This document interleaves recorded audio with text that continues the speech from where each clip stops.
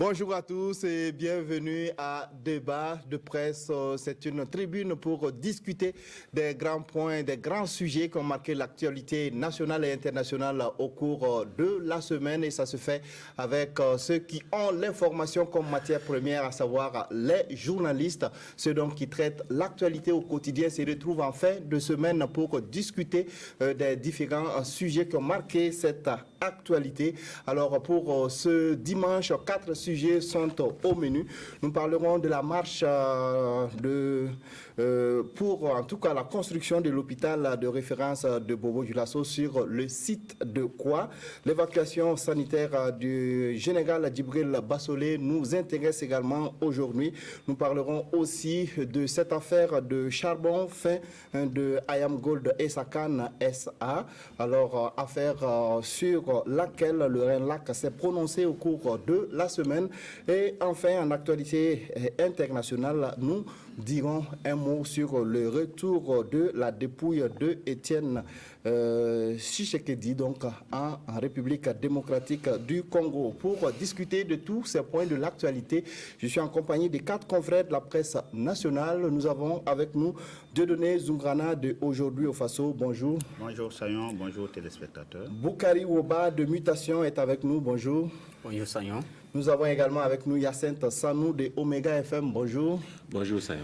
Joacin Vokuma de Casseto.net est également avec nous. Bonjour. Bonjour. Merci à tous d'avoir accepté notre invitation. Alors que c'est une affaire qui est au devant donc de l'actualité depuis plusieurs semaines maintenant, cette affaire de la forêt de Kwa, les Bobolais. Donc certains d'entre eux ont marché, en tout cas à l'initiative du mouvement citoyen pour le développement de Bobo-Dioulasso, favorable à la construction de l'hôpital de référence sur le site de Kwa.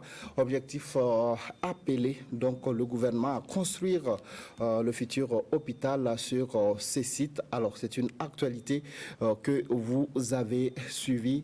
Ouba, alors quel commentaire vous faites donc de cette marche organisée pour appeler le gouvernement à construire l'hôpital de référence sur le site de Kwa? Merci, c'est une manifestation publique et en cela les Burkinabés ont le droit de manifester pour ou contre quoi que ce soit, tant que cela ne va pas contre les lois de la République. Et de ce point de vue-là, je trouve que c'est une liberté qui leur est offerte. Maintenant, on peut discuter de l'opportunité véritablement de cette marche-là. Quand je vois que ce sont des manifestants qui sortent pour dire qu'ils sont d'accord pour la construction de l'hôpital sur ce site-là et qu'ils appellent le gouvernement à construire précisément sur ce site, je me pose la question si le gouvernement lui-même déjà avait renoncé au projet. Puisque actuellement, jusqu'à preuve du contraire, ce qui est sur la table, c'est que le gouvernement a décidé de construire l'hôpital exactement sur ce site-là qui aujourd'hui est toujours ils ont dit qu'ils vont faire une étude d'impact environnemental et social. Donc, et c'est à l'issue de cette étude-là donc que la décision finale sera prise. Pour le gouvernement, jusqu'à preuve du contraire, c'est le site de Kwa qui est identifié pour abriter l'hôpital de Bobo. Maintenant, comment? On va faire une étude et après on appréciera si l'étude confirme effectivement le choix de ce site-là, ça va être là-bas. Si l'étude révèle des circonstances qui ne favorisent pas la construction de l'hôpital sur ce site, on va certainement explorer d'autres pistes. Donc, je confirme que pour le moment, c'est ce site-là qui est retenu. Et de ce point de vue, pour moi, ceux qui appellent le gouvernement à construire sur ce site-là, je ne trouve pas ça opportun parce que le gouvernement n'a pas décidé à cet instant précis-là de changer justement de site. Donc, je ne comprends pas justement cette sortie-là en termes d'opportunité. Sinon qu'en termes de liberté, justement, on peut manifester pour ou contre, mais en termes d'opportunité, je pense que c'est des gens tout simplement qui ajoutent de la tension à la tension déjà qui était suffisamment. Est-ce qu'il ne faut pas comprendre aussi quand on voit tous les mouvements qu'il y a eu pour dire non donc au choix de ce site? Des mouvements, peut-être, vous pensez à des conférences de presse, non? Je oui, crois, à des conférences de presse, à des déclarations, aussi, oui. À des déclarations, mais là, des manifestations de rue de ce genre, je crois que peut-être on va trop vite en besoin, mais comme je dis, c'est une liberté qui est donnée aux gens, mais si j'avais des conseils à donner, c'était que ce n'était pas nécessaire, voilà. Oui, Hyacinthe. Alors, je pense que ce groupe-là répond plutôt à ceux qui disent non. C'est-à-dire que ce n'est pas forcément une injonction qui est faite au gouvernement en tant que tel. C'est une réponse pour dire, ceux-là disent de ne pas faire, nous vous disons de faire.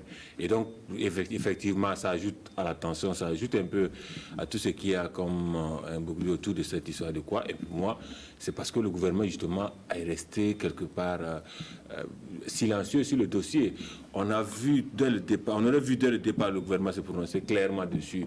Comme l'a dit Woba, on sait que c'est le site qui a été identifié. Que le gouvernement dise, voilà, le site a été identifié, voilà ce qu'on va faire comme procédure. On n'aurait pas eu tout ce débat autour de cette histoire de quoi.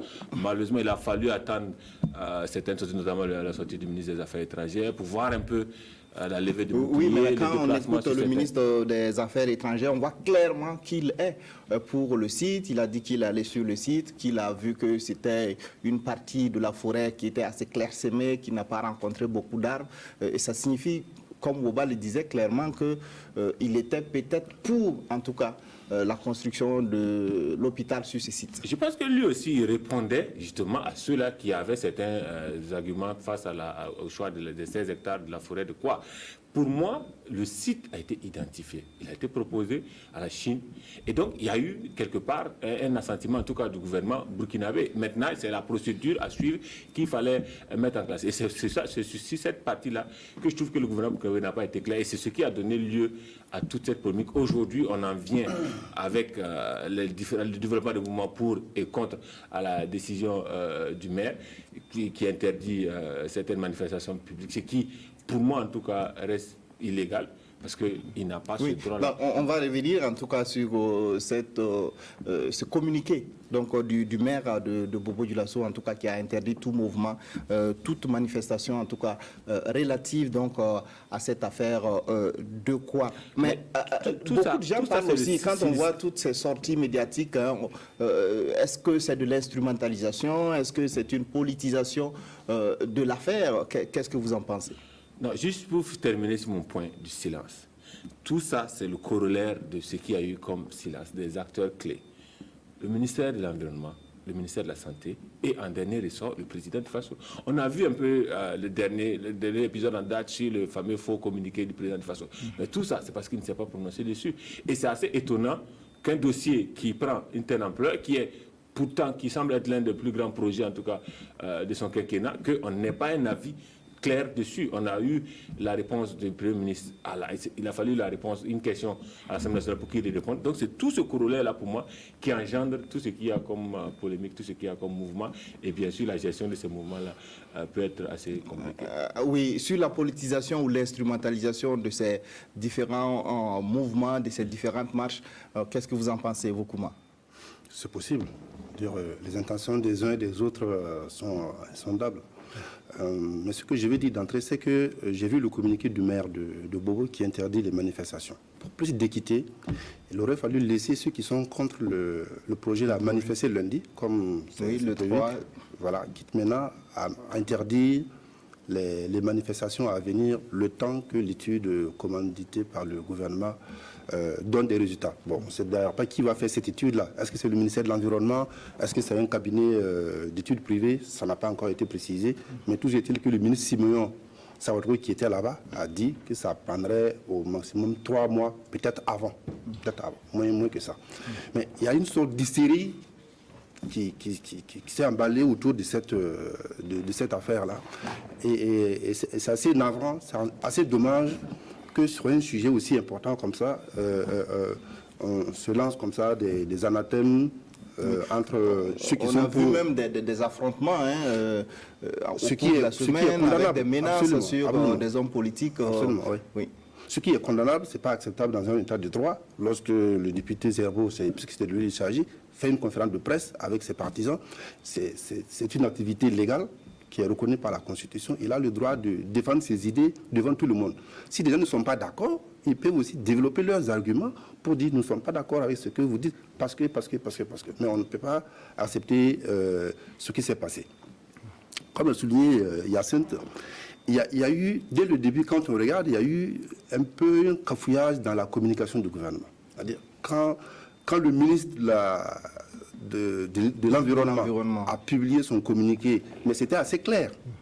C'était assez clair. C'était au ministère de procéder au déclassement de la forêt. Or, lui, manifestement, dans son communiqué, il n'était pas pour. Donc, on a compris ça comme si c'était la position officielle du gouvernement, jusqu'à ce que le Premier ministre le remette en cause à l'Assemblée nationale. Du coup, on ne sait plus très bien quelle est la position du gouvernement sur ce sujet-là.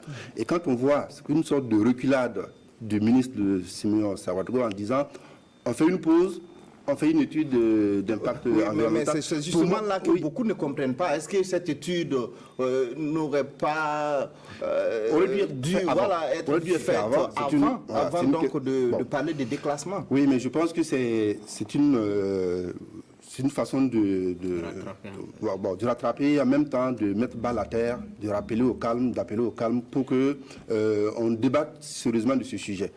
Sinon, tout le monde l'a relevé, hein. C'est une démarche qui aurait dû être faite avant. Mais comme ça n'a pas été fait avant, que ça provoque une polémique. Maintenant, la question est de savoir si l'étude révèle que, effectivement, l'implantation de l'hôpital va avoir des conséquences écologiques sur l'environnement, ce qui me paraît a priori évident, à mon avis.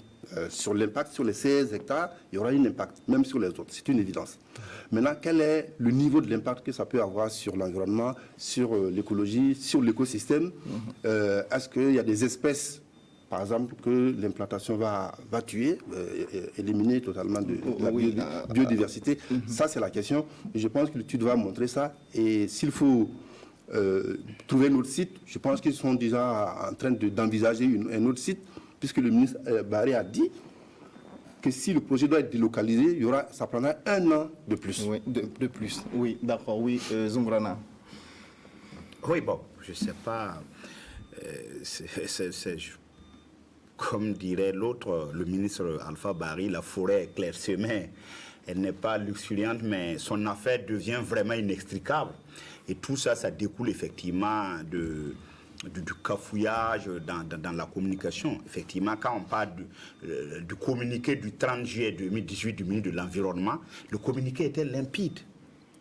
Mais dans toute cette affaire, moi, ce qui m'a intrigué, le gouvernement a le droit de choisir qui doit mener une affaire, hein, mais je pense que soit on mettait le ministre de l'Environnement ou le ministre de la Santé devant cette affaire-là pour vraiment mener cette affaire. Or, on a vu qu'on a choisi le ministre de l'Administration territoriale qui a fait le déplacement de Bobo. On a vu que le ministre des Affaires étrangères qui était parti à Bobo pour le TAC, après a déboîté dans cette forêt. Donc déjà, on voit que côté communication... C'est travers journalistique qu'il a oui, mais M. Bokouma, est-ce que dans un gouvernement qui trop et très mal embrasse, c'est connu. Quand il y a beaucoup de négociateurs, on voit aussi qu'après, je ne dis pas, mais je pense, c'est mon avis, je pense qu'on aurait dû, et même la mission gouvernementale de Bobo, c'est bien, c'est le ministre Simeon qui l'a conduite, que lui conduit cette mission, devait avoir le ministre de la Santé. Mais ce jour-là, je n'ai même pas vu le ministre de l'Environnement. Si, je crois qu'il faisait partie de mais il n'a même pas dit un mot. Il n'a pas dit un mot parce que, à la presse. Or, quand même, lui, il avait fait un communiqué.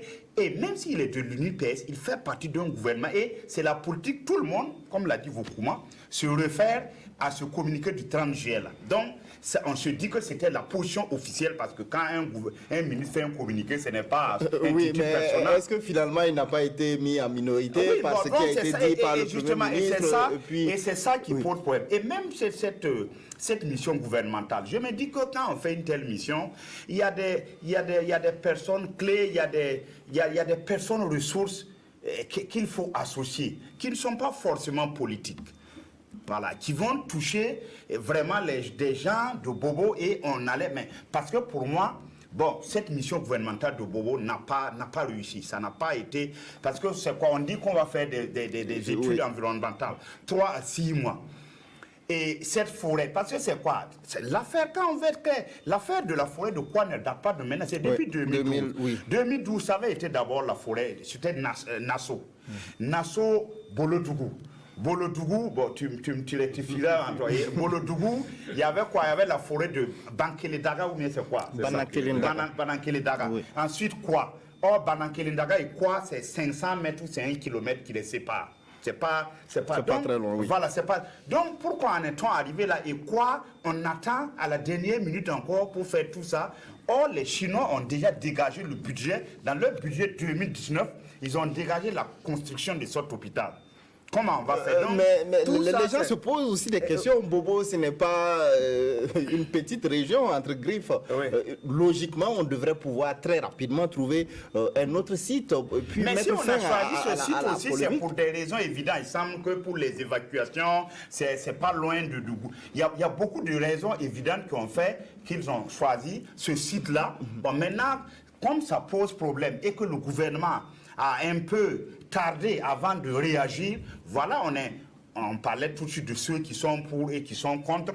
Moi, je pense que l'instrumentalisation politique n'est pas loin. Bon, on aura le temps d'en parler. D'accord, oui, Ouba voudrait réagir. Non, en attendant peut-être qu'une étude vienne nous apporter d'autres éléments. Aujourd'hui, quand vous écoutez le gouvernement ou ceux qui sont favorables, vous vous demandez quels sont les arguments qui pèsent pour l'érection de l'hôpital sur ce site-là. L'argument en premier qui est même brandi par les plus hautes autorités, c'est que ce sont les Chinois qui ont choisi ce site-là. Mais la Chine aussi dit en partie qu'elle n'est pas mais nos autorités l'ont dit. à l'origine du Parce choix. que quand on écoute le communicant de l'ambassade de Chine, M. Bowie, Wang Bowie, il dit qu'eux, ils s'en remettent au gouvernement. Si le gouvernement va choisir un autre site, eux, ils veulent le terrain pour investir. Pour la communication publique, la Chine peut bien dire voilà, ça. donc, Vous ne vous attendez pas quand même à ce que la Chine sorte vous dire effectivement, c'est nous qui avons dit que nous voulons construire ça ici, pendant que l'opinion est contre, absolument contre. Le gouvernement vous dit que c'est la Chine qui a choisi ce site-là. Et eux, ils ont accordé effectivement ce site en attendant éventuellement. Officiellement, le gouvernement a dit ça. Moi, je n'ai pas. Mais le gouvernement a dit ça. Le Premier ministre c'est la Chine qui a identifié quoi? Ils ont dit, le maire, vous avez suivi le maire sur Burkina Info, il a répété que ce sont les Chinois, c'est la coopération chinoise qui a choisi ce site. Et ils sont d'accord pour construire l'hôpital sur ce site-là. Lorsqu'on dit choisir, c'est sur les propositions faites. Oui, sinon, Oui, pas mais- comme si mais- c'était mais- pas- mais- non, mais il y a pourquoi il y a ils ont quatre dit- propositions et qu'on a identifié quoi? C'est le choix. Voilà, c'est Les le Chinois, choix. les Chinois ne connaissent pas notre le territoire. gouvernement. Exactement. Bien C'est sûr. ce que Si c'est vous la leur question. proposez des sites et qu'ils ont choisi, et que ce site-là apparemment pose problème, mais vous leur envoyez vers d'autres sites. Mais c'est tout Mais ça, si c'est les tout Chinois, ça. vous leur montrez le site et qu'ils trouvent que c'est le site idéal, ils disent c'est ici nous voulons mettre désormais l'hôpital, mais finalement vous en faites leur choix. Non. Vous faites de ces sites-là le choix des Chinois. Procédure. Sinon, c'est vous qui Tout le proposez problème- les sites. Tout le problème de la procédure. Non, Le site a été identifié, proposé, adopté. OK.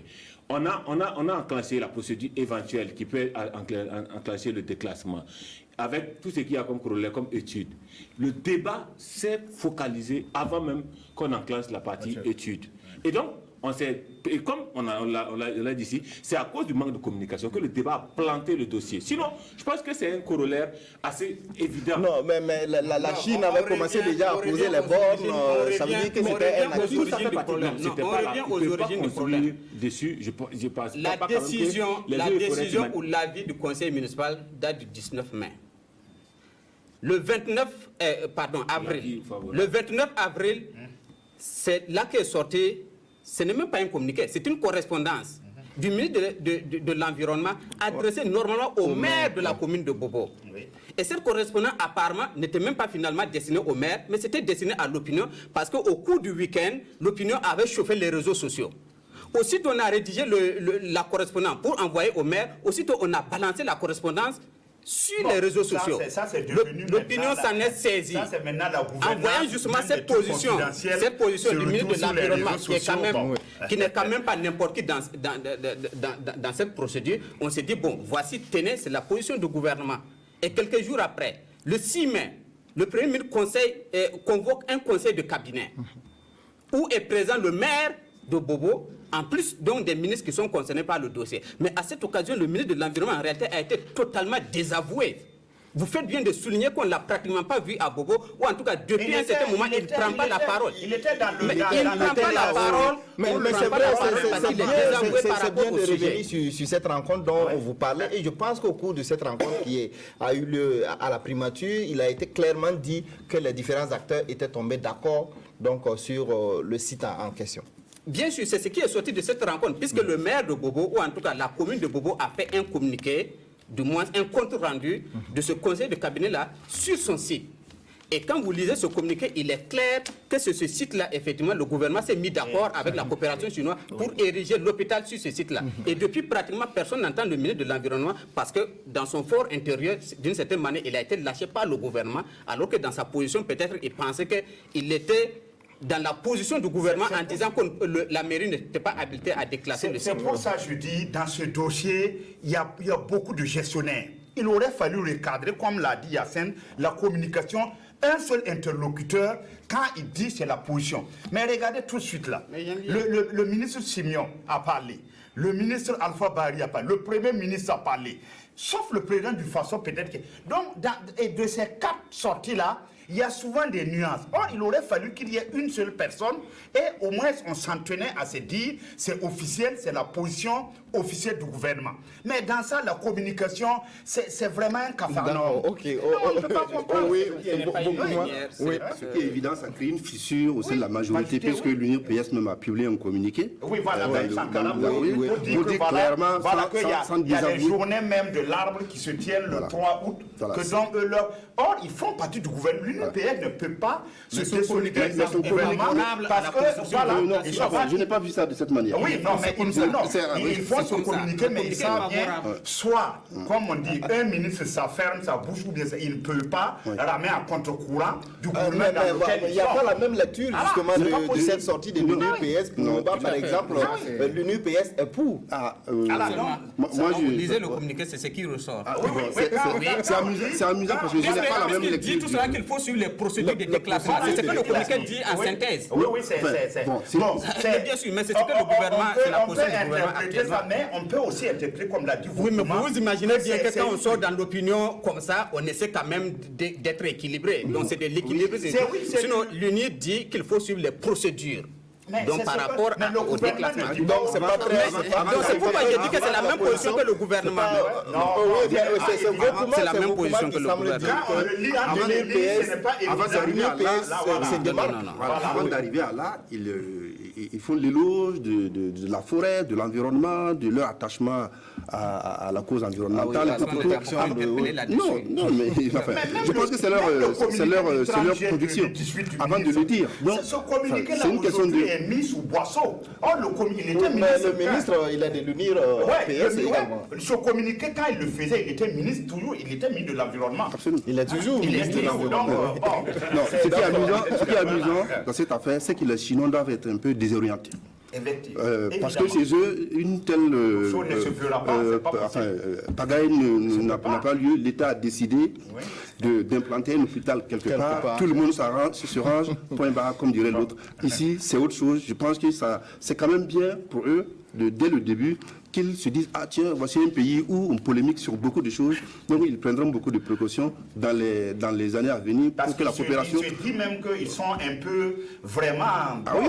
Oui, c'est sûr qu'en Chine, évidemment, un tel scénario n'est pas... Avec ça, ils sont un peu susceptibles parce qu'ils se demandent qu'est-ce qui se passe. D'accord. Alors, un mot quand même sur l'interdiction de manifester du maire. On n'a pas entendu Hyacinthe depuis... Ça n'a pas de raison d'être. La question, oui. Pour moi, c'est pas opportun. Et ce n'est pas juste d'ailleurs. Pourquoi est-ce que le maire interdirait des gens de manifester? Si c'est parce qu'on craint qu'il y ait des débordements, mais ça aussi, on prend des mesures. Et des gens qui vont s'adonner justement à des casses ou bien à des agressions sur d'autres personnes, comme cela s'est déjà produit. Et je ne sais pas quelle est la suite qui a été réservée à cette affaire déjà d'agression des organisations de la conférence de presse. Sinon, c'est à ce niveau qu'il faut agir. il n'y a pas lieu de vouloir interdire à l'avance des gens qui voudraient manifester, bien que, comme je l'ai dit auparavant, je ne suis pas d'accord pour ces manifestations. Si j'ai un conseil à donner, c'est de ne pas manifester. Mais ce n'est pas pour autant que l'autorité communale, ou même au niveau national, puisse prendre un acte pour interdire les gens de sortir on parle de manifester. cohésion sociale, vu ce qu'il y a eu comme débordement, est-ce que ça ne va pas peut-être permettre d'apaiser? Alors, si les pros et Je les demande de contre sortent, sanctionner les ça peut- débordements. ça peut, C'est justement parce que dans ce déraper, pays, on ne fait jamais les choses comme ça doit se faire. Il n'y a pas lieu d'interdire des gens de manifester parce qu'on craint qu'il y ait des débordements. Mais ceux qui vont commettre les débordements là, ils sont interpellés au regard de la loi et on leur appliquera la loi. En France, on a interdit tout de suite une loi qui était d'une certaine manière anti-casseur. Parce qu'il y a des gens qui s'organisent pour aller manifester. On sait d'avance que ces gens-là vont aller casser même. Mais malgré tout, on a refusé d'adopter cette loi qui va les interdire d'aller manifester. Ils partent manifester. Lorsqu'ils vont casser, mais on va les prendre et ils vont payer pour leur casse. Oui, Alors, quelques secondes. c'est clair, hein, le maire, il a des prérogatives d'autorisation de marche. C'est-à-dire que s'il y avait une demande de manifestation, il peut oui ou non autoriser. Mais prendre la décision d'interdire toute manifestation sur son territoire, ce n'est pas de ses prérogatives. C'est pas toutes les manifestations, c'est les manifestations relatives donc, à la forêt de Koua. Et effectivement, ils ont pris, et la décision est prise, d'autant plus que la décision est fondée à être analysée, c'est qu'elle est prise en se basant sur une marche qui est pour la construction de la forêt à Koua. On peut se dire justement que c'est fait pour ne pas qu'on dise que c'était une marche contre qui était prévue et qu'on a voulu annuler, mais on a annulé donc toutes les marches, que ce soit celles qui étaient pour programmer, que ce soit toutes comme le disait, ça fait comme 1-0 quelque part, on n'a pas laissé le temps à l'autre partie de sont pour, pas contre. Mais La marche contre a été reportée. Donc la marche qui vient, c'est celle qui était pour, qui venait, c'est celle qui était pour. Mais ce n'est pas de ses prérogatives déjà cette décision prise. Et malheureusement, c'est dans ce dossier quoi, c'est autant de décisions et de points de vue de sortie malheureuses qu'on fait parce qu'on a vu toute la réaction du député Zéro qui promet donc de porter l'affaire devant le tribunal. Et il risque de gagner si, en tout cas, il conduit le dossier jusqu'au bout. Et malheureusement, ça va être un désaveu qui va venir encore envenimer ce débat-là qui se mène autour de la forêt de Koua. On n'a plus le temps de... Ils sont contre. C'est pas ceux qui sont... Ils sont pour. Réaliser manifestants pour. Le maire est parti. Le maire est parti. C'est contre ou pour? Alors, la manifestation qu'on a vue, la manifestation, c'était pour. Voilà. Alors, il y a les femmes et les jeunes qui veulent sortir pour manifester contre. Le comité dit les manifestations pour. Mais je me demande pourquoi il dit les manifestations pour, puisque les manifestations pour ont déjà eu lieu. Il y en a d'autres qui sont programmées. Mais en attendant, c'est celles programmées qu'il est parti de la base de cette programmation pour interdire que ce soit pour ou contre. Et c'est ça que je dis. Ce choix ne peut pas, avec le contexte, c'est comme si c'était fait pour ne pas aller sur la base d'une manifestation programmée contre, tout qu'on puisse dire non, oui, c'est pour interdire l'opposition ou tous ceux qui sont contre la forêt, le fait qu'on part sur la base d'une manifestation pour. Mais toujours est-il que la décision elle-même n'est pas légale. D'accord, on a bien compris vos différentes positions et sur le sujet, oui, vous aurez certainement la parole au cours de l'émission.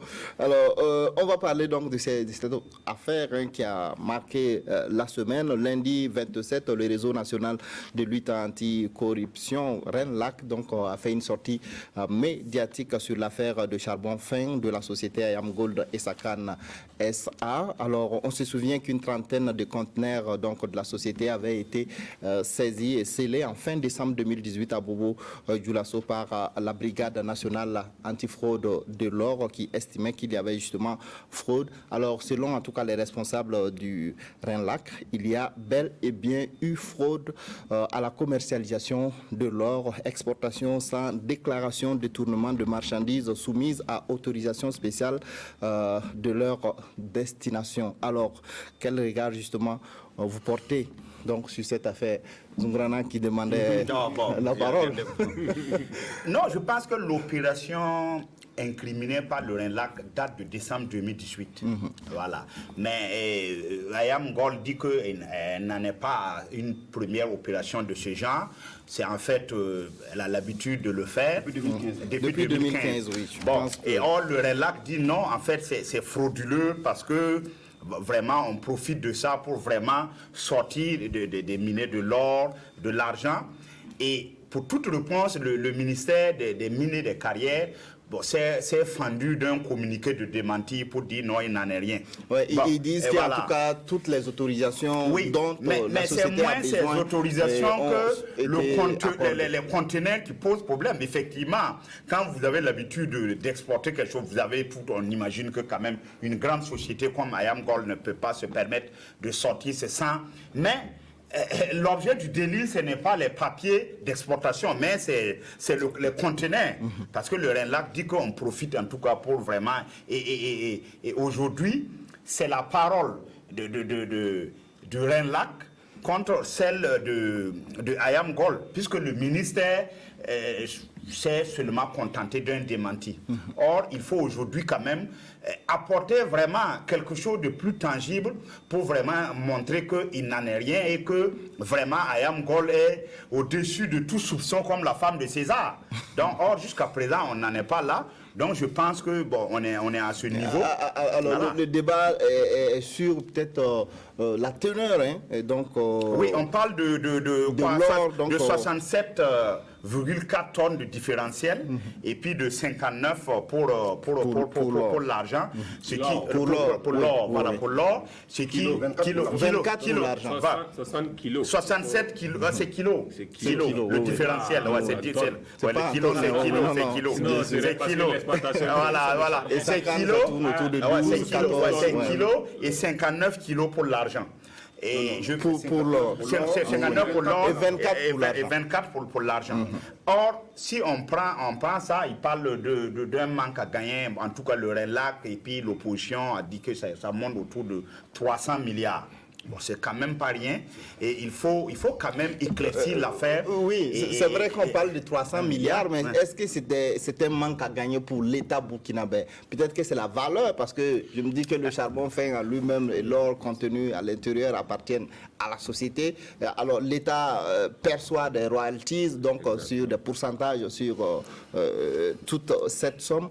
Mais bon, justement, qu'est-ce que vous pensez, Wouba, donc de cette affaire qui, depuis peut-être maintenant 5 mois, continue de défrayer la chronique? Et puis on a vu aussi ce rapport d'expertise qui a été publié dans certains journaux et qui dit clairement que voilà, il y a eu en tout cas fraude de l'or, même si la société Essakane est claire, hein, elle dit qu'il n'y a pas de fraude et qu'elle a une société responsable. Ce qui est dommage, c'est peut-être tout ce temps qu'on prend sans qu'on ne voit justement le dossier avancer de mon point de vue. Hein. C'est vrai qu'en temps, il y a eu des rapports d'expertise, mais je me dis qu'on devait pouvoir s'en remettre à la justice et que les 5 ou 6 mois qui se sont écoulés, la justice aurait pu déjà dire un mot. On nous dira que le dossier suit son cours. Sinon, effectivement, depuis décembre, et ça, il faut... Est-ce que l'affaire est pendante en justice? Oui, l'affaire est devant la justice. Oui. Et ça, il faut le dire, c'est d'abord la presse, d'une certaine manière, qui a levé le lièvre, oui. Et particulièrement notre confrère, le reporter, donc, qui a écrit sur cette affaire pour une première fois, et puis ensuite d'autres presses se sont saisis également du dossier. Il y a eu récemment le rapport d'expertise dont vous avez fait cas, et en réalité, ce rapport-là n'a pas démenti les soupçons. D'une certaine manière, quand vous lisez un peu les comptes rendus qui ont été faits de ces rapports-là. La société peut bien dire qu'elle a fait une exportation à la régulière. Mais même dans ce qui peut nous paraître légal et régulier là, vous savez justement, parce que nous, opinion, on n'est pas d'accord avec nos contrats miniers. Donc, on peut avoir des autorisations d'une certaine manière qui sont faites peut-être globalement ou bien avec légèreté. Vous ne pouvez pas signer des autorisations alors que vous ne savez pas au fond quel est le contenu des cargaisons, des cantines qui vont être exportées. C'est peut-être de ça il est question. Est-ce que justement on savait que le charbon fin dont on parlait, camouflé, contenait une telle teneur en or et en d'autres matières précieuses comme de l'argent? C'est la question qu'on se pose aujourd'hui. Donc que la société dise qu'elle a demandé une autorisation à la régulière et qu'elle a obtenu ces autorisations-là, ça c'est un fait. Maintenant, il faut voir au fond, est-ce que les autorisations qu'elle a obtenues permettaient justement de faire cette exportation-là? Sinon, ce n'est pas qu'elle ne dispose pas de documents. En temps normal, elle doit disposer des documents. Et quand même, ceux qui ont saisi l'or, c'est des gens qui sont habilités. C'est la brigade antifraude de l'or justement. Donc si cette brigade-là même a saisi et dit qu'il y a problème, mais il n'y a pas de quoi que moi je puisse en douter. Et aujourd'hui, je vous dis, tout ce qui est en train d'être mené dans cette affaire-là, en réalité, ne demande pas justement les premiers soupçons. Donc, véritablement, on ne peut que s'en remettre à la justice. Et là, véritablement, j'espère que la justice va aller un peu plus vite. Un peu plus vite, oui, Vokouma. Oui, c'est vrai que la justice est mise devant ses responsabilités. Les juges ont l'obligation de faire la lumière sur cette affaire. Parce que les histoires d'autorisation, ça c'est la forme. Évidemment, tu ne peux pas, sauf à faire comme les contrebandiers à la frontière qui sortent avec des pneus, qui rentrent dans la forêt pour échapper à la douane. On ne peut pas exporter comme ça une quantité de marchandises sans document. Maintenant, c'est le contenu. J'ai assisté il n'y a pas très longtemps à la saisie de vivres qui étaient périmés, mais sur les documents, c'était correct. La marchandise était correcte, mais dans les faits, c'était pas de bonne qualité. C'est exactement la même chose. Si vous avez une autorisation pour exporter quelque chose, on vous dit, ce que vous dites exporter là, ce n'est pas exactement cela. Et c'est ça, ce que la justice doit établir. Est-ce que le charbon fin camoufle de l'or et de l'argent? Oui, il y a d'office de l'or et de l'argent. Oui, mais c'est le niveau de présence de l'or. Si c'est le cas, effectivement, il s'agit d'une fraude. Et là, il faut qu'on remonte à 2015. Puisque, comme l'a rappelé le Rennes, c'est depuis 2015 que cette opération-là a lieu. Donc, on peut imaginer que des cargaisons entières sont sorties comme ça, et que peut-être des milliards nous ont échappé avec la négligence. Je n'ose pas dire la complicité parce que je n'ai pas d'éléments pour le dire. Si la douane a pu saisir cette cargaison-là et alerter la presse, chapeau bas au reporter, alerter la presse, c'est que, de mon point de vue, ils sont tombés sur quelque chose qui leur paraît suspect et ils ont alerté l'opinion, en sachant que si ça ne passe pas par la presse, en saisissant les voies légales classiques, l'affaire serait restée comme ça, clandestinement réglée, et on n'en serait pas là. Donc la justice est mise devant ses responsabilités, comme sur d'autres dossiers. Malheureusement, avec ce qui se passe, on n'est pas sorti de l'auberge comme on dit. Oui. Mais de toute façon, l'opinion est braquée sur cette question-là. Et vu les sommes qui sont avancées, c'est beaucoup quand même, 333 milliards, 35 milliards, c'est quand même énorme. Ça, c'est juste ce qui a été saisi. Donc, si on remonte à 2015, vous voyez toute la spéculation qu'il peut y avoir autour de ça. Donc, nous sommes un pays quand même qui compte maintenant sur... Qui défendent la société dans cette affaire. Ils disent par exemple que c'est une société qui est responsable, qui participe au développement du pays. On est dans la communication, on est dans la responsabilité sociale de l'entreprise. C'est un acharnement médiatique sur la société. Évidemment, on a suivi là, puisqu'ils ont invité la presse, faire leur communication autour de ça. Le responsable, Mme Diop, a expliqué comment ça fonctionne. C'est son travail. Elle est payée pour ça. On ne va pas s'attendre à ce qu'elle dise le contraire. Mais est-ce qu'elle a convaincu l'opinion? Je ne suis pas sûr. C'est la justice qui doit faire la lumière trancher, sur cette question. Oui. On va écouter Yacine Tenkro, on n'a pas entendu sur la question. Alors, pour moi, le dossier est là où il doit être. Il est dans les mains du procureur. Il a donc un rapport d'expertise. S'il y a lieu qu'on ait une contre-expertise, il faut qu'on le fasse pour permettre... Parce que là, on a un débat. D'un côté, comme vous l'avez dit, la presse qui a levé le lièvre et l'opinion l'a pourchassé, qui dit qu'il y a eu fraude avec le RELA qui appuie la presse. Et de l'autre côté, bien sûr, et Sakane et ses communicants qui disent qu'il n'y a pas eu fraude. Voilà comment on procède. C'est comme ça qu'on fait depuis longtemps. Et effectivement, on le fait chaque année. Après, on ramène nos factures finaux. On règle la note de royalties de Burkina. Et donc, on est une entreprise responsable. On a ce débat-là. On ne pourra pas le départir. C'est le procureur qui a le dossier à main, qui doit, pour moi, conclure. On doit savoir qu'est-ce qui a été fait dans ces conteneurs. Est-ce qu'il y a eu fraude ou pas? S'il y a eu fraude, on a les procédures qui doivent donc courir. S'il n'y a pas eu fraude, effectivement, qu'on rétablisse la vérité pour ceux qui sont impliqués. Alors, moi, c'est cette gestion-là c'est l'opinion, le braquage de l'opinion sur ce dossier-là qui me plaît quelque part. Parce qu'on a débattu de quoi? On a eu l'opinion qui s'est levée. Pourquoi? J'espère que l'opinion qui est en train de grandir, parce que le dossier date depuis 5 mois, c'est maintenant que ça rentre vraiment dans les débats des uns et des autres, que ça va aller jusqu'à une prise de conscience et jusqu'à des mouvements citoyens pour la question de l'exploitation minière au Burkina. Parce qu'on parle d'une exportation de charbon fait, mais on ne parle pas des contrats miniers. Ouais. On ne parle pas du code minier, de tout ce qu'il y a comme... Le code minier qui peine à être appliqué en depuis plus de 2015. Environnemental de l'exploitation minière, puisqu'on est dans le dossier de quoi? Quel est l'impact environnemental des 12 ou 15 mines qui sont implantées au Burkina? Est-ce que quelqu'un s'est posé cette question? Est-ce qu'il y a... Et donc, je pense que j'espère que le mouvement citoyen l'opinion qui est en train de se fonder sur la question du dossier de charbon fait va aller jusqu'à cette question-là. Au-delà donc, en tout cas de cette simple question de charbon fait, pour poser la question globale donc, des exploitations. Oui, mais c'est une petite partie de tout ce qui concerne le secteur minier. Zungrana, oui, je rebondis sur ce que Yassine, parce que, bon, on parle de... Il peut y avoir des contrats léonins, comme on dit. C'est-à-dire basé vraiment sur un truc qui n'est pas vraiment équitable. Voilà, les contrats léonais, ça existe. Et généralement même, dans ces genres de contrats, quelque part, bon, il y a des gens qui se sucrent, qui tirent. Donc, j'espère effectivement, l'affaire est pendante en justice. On espère qu'on ne va pas inverser la charge de la preuve, mais que vraiment, on va vraiment se saisir de l'objet du délit et puis vraiment montrer si... la société minière incriminée n'a rien à se reprocher. Si on remonte jusqu'à 2015, on le saura. Si elle est coupable, mais on a tiré jusqu'à 2015.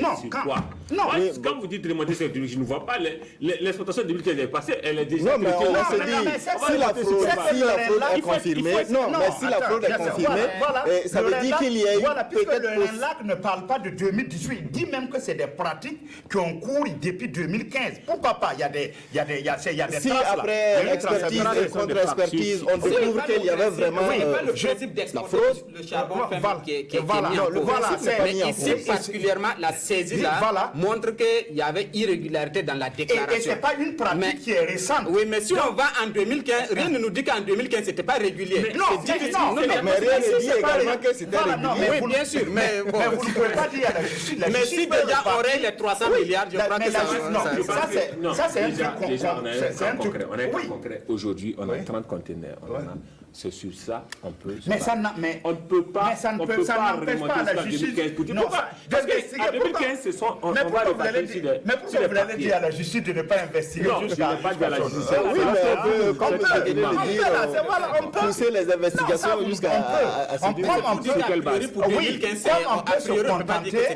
comme on peut se contenter du cas de décembre 2018, mais souvent la justice aussi va voir, est-ce que c'est peut-être un voleur, il peut, peut-être c'est par à coup, il l'a fait une fois en passant. Mais tu l'as pas vu même si on ne qualifie pas. Je donne l'exemple. Voilà, c'est un exemple.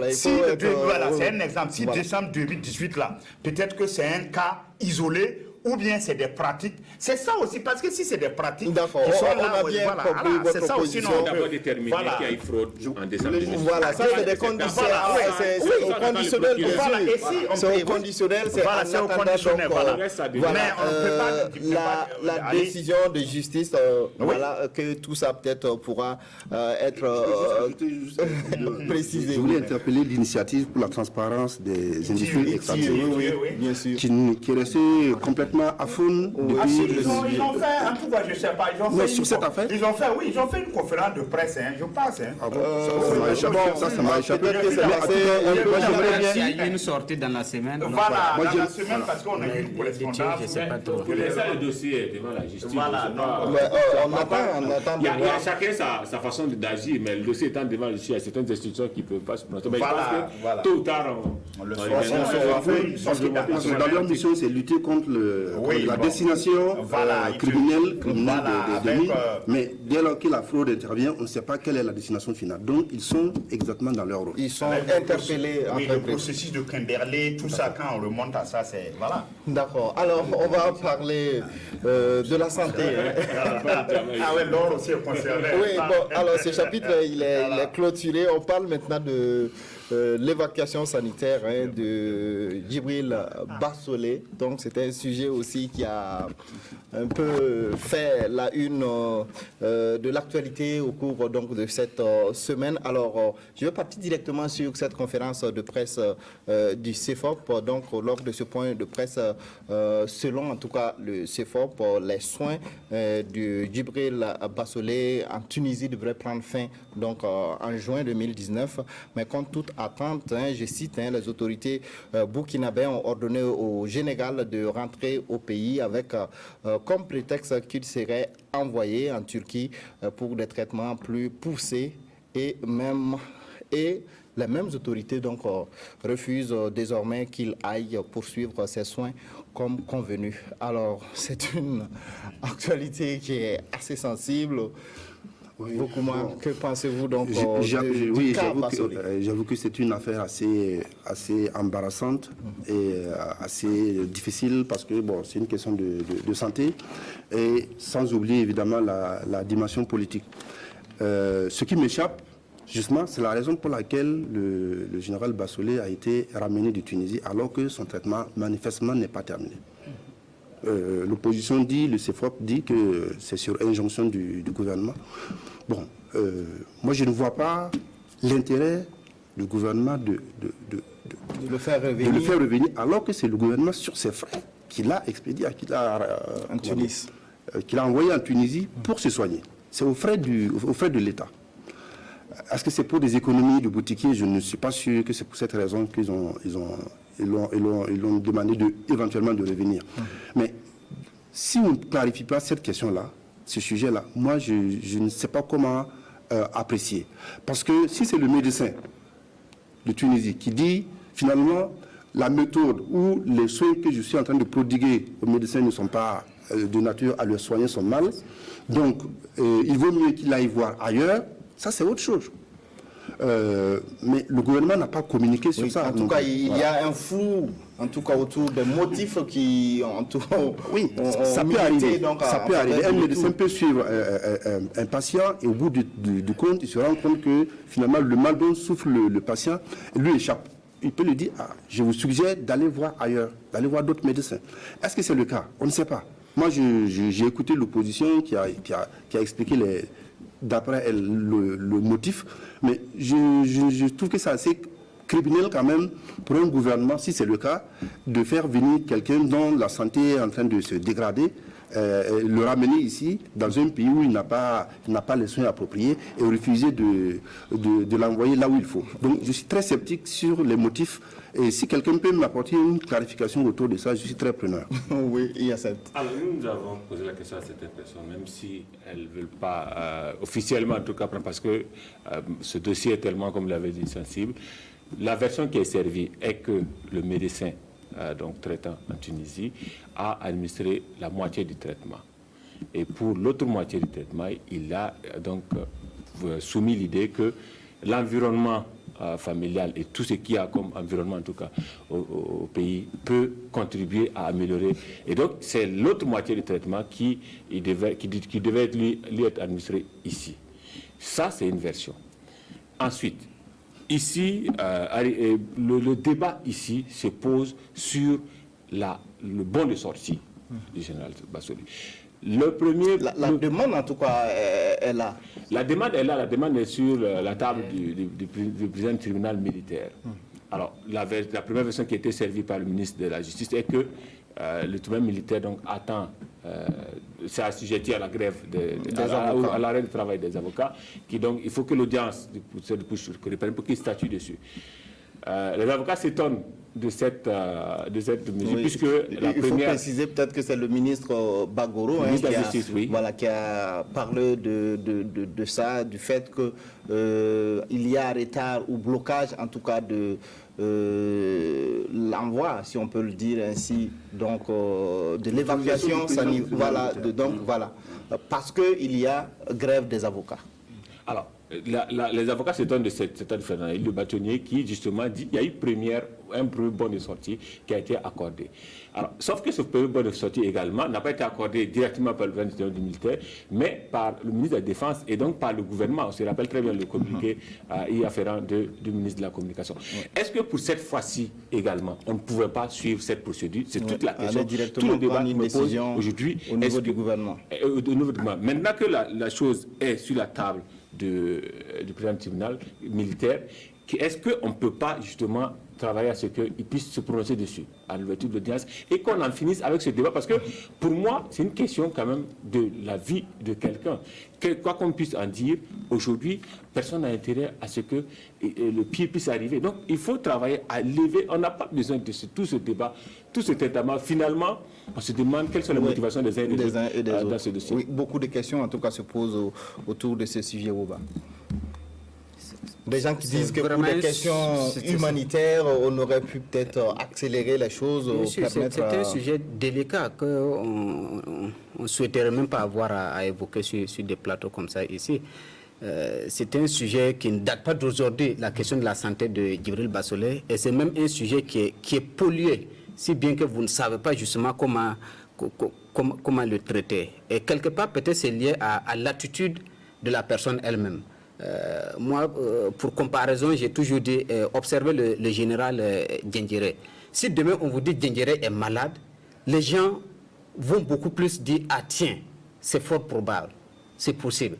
Parce que justement, depuis qu'il est en prison, bien avant même, je crois, le général Bassolé, on n'a pas entendu ce monsieur-là dire, j'ai mal ici, j'ai mal là. Oui, je viens. Non, attendez.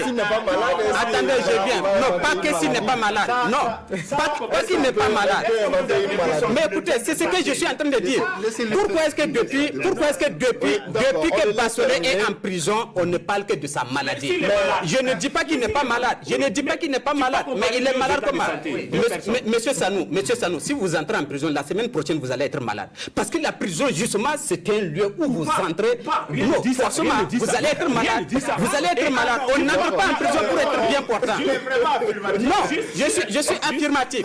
La prison, ce n'est pas l'endroit idéal. Non, la prison, personne ne l'espère. La prison, personne ne l'espère. Voilà. Donc, je suis en train justement de vous parler de quelqu'un qui, depuis pratiquement le premier jour qu'il a mis les pieds en prison, on ne parle que de sa maladie. Il y a eu tellement d'épisodes. Et cette maladie a tellement été utilisée par ses avocats pour lui obtenir des sorties qu'aujourd'hui, finalement, les gens ont du mal à le croire. C'est vrai, mais bien sûr, je ne suis pas en train de dire qu'il n'est pas malade. Mais il est malade comment? Sa maladie ne peut pas faire autant de l'actualité jusqu'à ce que peut-être à un certain moment, ça devienne très sérieux. Très sérieux, ça je vous le dis, ça devient très sérieux, mais on a du mal à croire parce que depuis justement les premiers moments, il n'a fait qu'utiliser l'argument de la maladie. Mais moi, ça c'est avéré vrai, parce que voilà, sa maladie. Non, peut-être que la maladie est venue aussi par la suite. Peut-être que la maladie est venue aussi par la suite.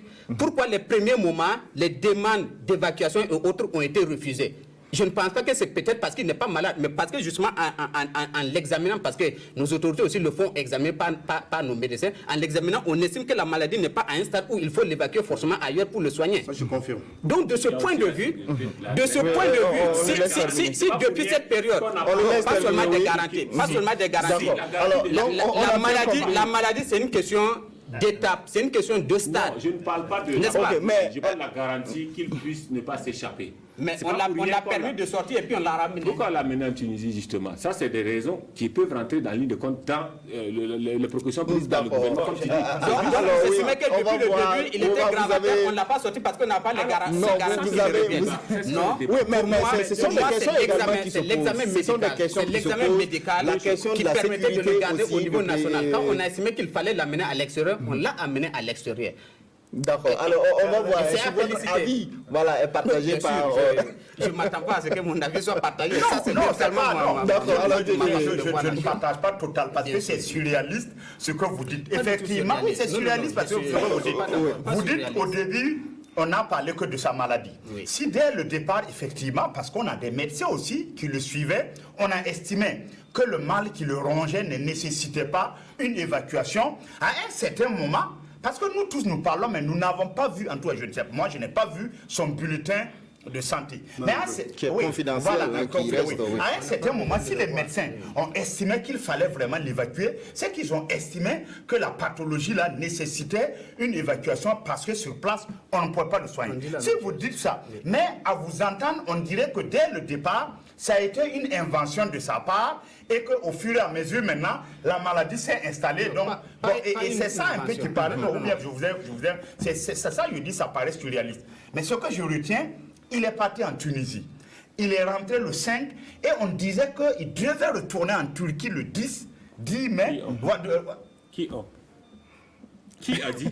Mais ses partisans et ses avocats. Ses avocats. Ses avocats. Oui, mais l'opposition a clairement dit, l'opposition a clairement dit dans sa conférence de presse qu'on l'a ramené dans le but ou dans l'objectif de le renvoyer à Turquie. Monsieur Faure, lors de sa conférence de presse... Mais attendez, mais je n'ai pas fini. Ces avocats ont dit qu'ils devaient repartir et que ces soins en Turquie débutaient le 10 mai. Et c'est le 9 que le ministère de la Défense a dit que non, finalement, il va être soigné ici. Ça... Est-ce que c'est finalement? Parce que quand vous dites finalement, c'est comme si effectivement on avait dit on va l'envoyer, puis on a dit on va pas l'envoyer. Mais c'est ce qui a été dit. On a vu l'ambassadeur de Turquie ici. Oui, mais qui a dit clairement qu'il n'a jamais été question de l'amener en Turquie. Il faut c'était une question de relation directe entre mais le les général avocats, que ces avocats. Mais j'ai dit ces avocats. Parce que le Mais j'ai dit ces avocats. Ces avocats, mais ces conseils, quand même, on lit tous là. Ces avocats, vous faites des déclarations là. Laissez-moi terminer. Ces avocats ont dit. Non, moi je raisonne. C'est pas. Ces avocats ont dit que ces soins commençaient le 10 en Turquie. Mais contre toute attente, le 9, le ministère de la Défense. Le ministère de la Défense a dit que ce n'est pas possible et qu'il ne pourra pas y aller. Mais moi, ce qui me gêne, c'est que le débat, effectivement, s'est transposé même au tribunal militaire. Interpellé lors d'une question orale à l'Assemblée, le ministre de la Justice a dit que, en réalité, son premier, je prends votre mot, le bon de sortie, la première fois, a été assujetti à une audience de ce tribunal. Or, le bâtonnier, Maître Salambéré, dit non, ça a été une simple lettre. Vous voyez? Et même aujourd'hui, on a vu aussi le gouvernement sortir par le ministre de la Communication dire que si les conseils de Djibril demandaient à ce qu'il soit évacué, il va le faire. Oui. Donc, effectivement, on est d'accord. Hein, dans ce dossier-là, il y a trop de flou. Moi, vraiment, je ne comprends pas. Est-ce que ce n'est pas des questions de sécurité aussi qui donc, c'est un flou qui est là et que je défie quiconque de dire exactement ce qu'il y a parce que on entend les partisans de Djibril dire, voilà, il y a ça, même l'opposition, la dernière. Et aussi, le gouvernement ne communique pas trop, mais on a l'impression, en tout cas, qu'il y a quelque chose qui coince pour son évacuation à l'extérieur. Moi, je n'ai pas la réponse. Oui, bien sûr. Beaucoup moins. Je ne peux rien ajouter sur ce sujet parce qu'il y a trop de zones d'ombre que... Oui, il y a des questions sécuritaires qui se posent. On se demande peut-être... On n'a pas peur finalement peut-être d'envoyer Djibril Bassolé en Turquie ou dans un autre pays et puis qu'après... Pourquoi on l'a envoyé en Tunisie? On perd ses traces. Et même, il est dit que ses avocats ont écrit à Macron. On dit que ses avocats même ont écrit à Macron pour que Macron intervienne, pour qu'on l'évacue en France. Ça aussi, c'est une des... Il y a certaines sources, en tout cas, qui ont parlé de ça. Maître William Bourdon a expressement écrit à Macron pour qu'on l'évacue en France. Donc, il y a aujourd'hui le dos, effectivement, ça, je suis d'accord, le dossier Bassolé s'est invité dans la sphère politique, sécurité, tout. Et vraiment, ça a pris de l'ampleur et on ne sait pas pourquoi. C'est peut-être dû aussi à la carrure de monsieur qui était un présidentiel. Bien sûr, oui. Voilà, il y a ça aussi. Woba, dernière réaction sur le sujet, je rappelle très rapidement. Au bon de sortie, il est bien possible que ce soit l'exécutif qui délivre ce bon de sortie-là. Mais ça m'étonnerait que dans le processus, on n'ait pas l'avis, qu'on n'ait pas recours au président du tribunal. C'est quand même la juridiction dont justement l'intéressé qui est aujourd'hui accusé, qui est aujourd'hui poursuivi, dépend d'une certaine manière. Donc de ce point de vue, moi je peux comprendre que le blocage au niveau du tribunal militaire aujourd'hui puisse quand même d'une certaine manière jouer dans la décision éventuellement de son évacuation. Ok, alors ça va être le mot de fin de cette émission. On ne pourra pas parler de la RDC, notamment le retour donc, de la dépouille de Tshisekedi donc, en République démocratique du Congo. Alors, merci, c'est fini. Donc, merci pour vos différentes contributions à cette émission. Et je rappelle très rapidement que j'étais sur ce plateau avec Joachim Vokuma de Kasseto.net, alors Yacinthe Sanou de Omega FM, Boukari Woba de Mutation et Dieudonné Zumbrana de Aujourd'hui au Faso. Restez en compagnie de nos programmes. L'information revient dans une heure, dans une présentation signée Christine Koulibaly. À dimanche prochain.